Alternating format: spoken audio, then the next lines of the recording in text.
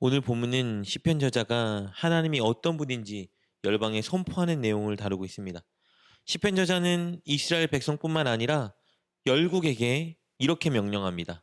하나님을 즐겁게 찬양하라. 우리 1절, 6절 말씀입니다. 너희 만민들아 손바닥을 치고 즐거운 소리로 하나님께 외칠지어다. 찬송하라 하나님을 찬송하라. 찬송하라 우리 왕을 찬송하라.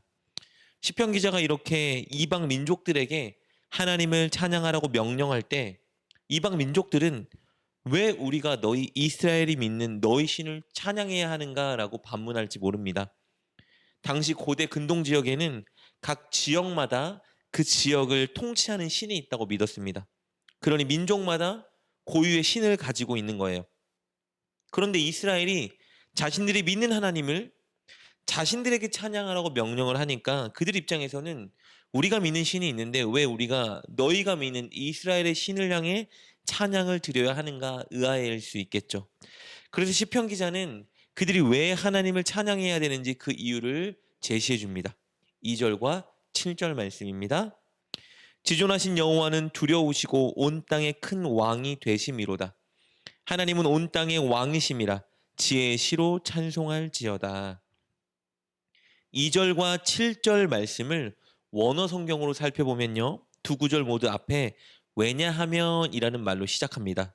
한글 성경에서는 이 왜냐하면이라는 언어를 생략하여 해석했지만 원래 이 두 구절 앞에는 왜냐하면이라는 말이 붙어 있어서 하나님을 찬양해야 하는 이유를 제시해주고 있는 겁니다. 시편 저자는 왜 열방이 하나님을 찬양해야 한다고 주장합니까? 첫 번째 이유는 2절에 나와 있는데요. 왜냐하면 지존하신 하나님은 온 땅의 큰 왕이시기 때문입니다. 지존하다라는 말은 지극히 높은 이라는 뜻으로 다른 어떤 신을 포함해서 모든 것보다 위에 있다는 것을 나타내는 표현입니다. 그렇다면 시편 저자는 하나님은 열국이 믿는 모든 신들보다 높으신 분이시고 왕 중에 왕인 분이기 때문에 하나님을 찬양해야 된다고 이유를 대고 있는 거예요. 그리고 저자는 바로 두 번째 이유를 대는데요. 그 이유는 2절과 7절에 각각 기록되어 있습니다. 하나님은 이스라엘을 다스릴 뿐만 아니라 온 땅을 다스리는 왕이시기 때문에 하나님을 찬양하라 말합니다. 2절에서도 온 땅의 큰 왕이 되심이라 선포하죠. 7절에서도 하나님은 온 땅의 왕이시라 선포하고 있습니다. 다른 민족들은 하나님은 이스라엘에 국한된 신이고 자신들을 다스리는 자기만의 신이 있다고 착각했지만 사실은 하나님께서 온 땅을 다스리는 왕이라고 시편 저자가 선포하고 있는 거예요. 그들에게 해를 주시고 비를 내리시고 그들이 살아갈 수 있는 모든 환경을 공급해 주시는 분은 그들이 믿는 신이 아니라 바로 하나님이라는 거예요. 시편 저자는 그 진리를 열방에 선포하고 있는 겁니다. 그래서 오늘 본문의 저자는 그들에게 하나님을 찬양하라 선포하고 있는 겁니다.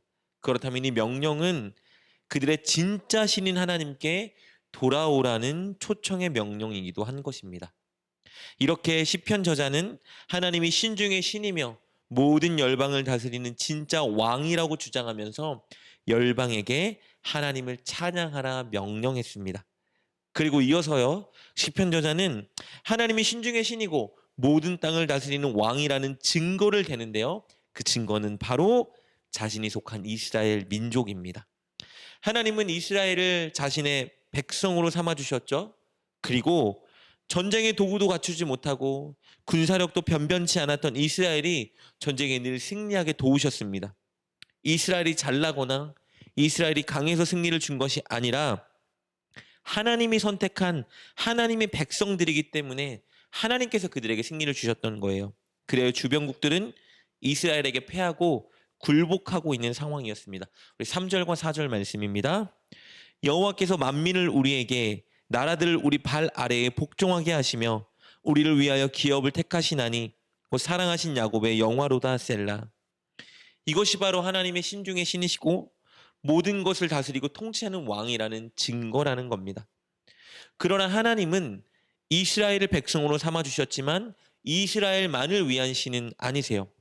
이스라엘을 먼저 택하셔서 당신의 백성을 삼으셨지만 그 이스라엘을 통해서 온 열방이 하나님을 알고 하나님을 믿고 하나님께 돌아오게 하실 계획을 가지고 계셨던 겁니다. 왜냐하면 하나님은 열방의 하나님이시기 때문입니다.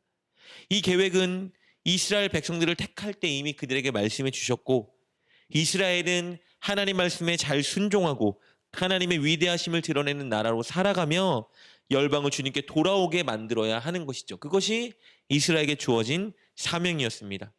이것을 알고 있던 시편 기자는 온 열방이 결국 하나님께 돌아오게 될 것이라 예언합니다. 9절입니다.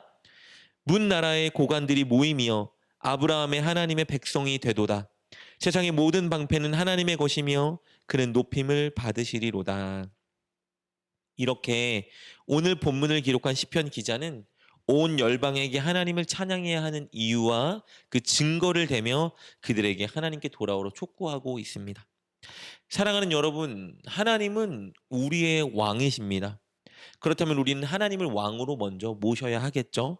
하나님의 권위를 인정하며 늘 하나님 말씀을 듣고 하나님 말씀에 순종하기 위해 애써야 합니다. 이것이 하나님을 진정 왕으로 모시고 인정하는 자의 삶입니다. 혹시 우리가 하나님보다 더 사랑하거나 하나님보다 더 앞세우는 것들이 있는지 우리 자신을 늘 점검하고 하나님 말씀을 우선순위에 두고 살아야 할 것입니다. 동시에 하나님은 우리의 왕이지만 우리만의 왕이 아니라 온 땅 모든 사람들의 왕이십니다. 그렇다면 우리는 그들에게 하나님을 전해야 합니다.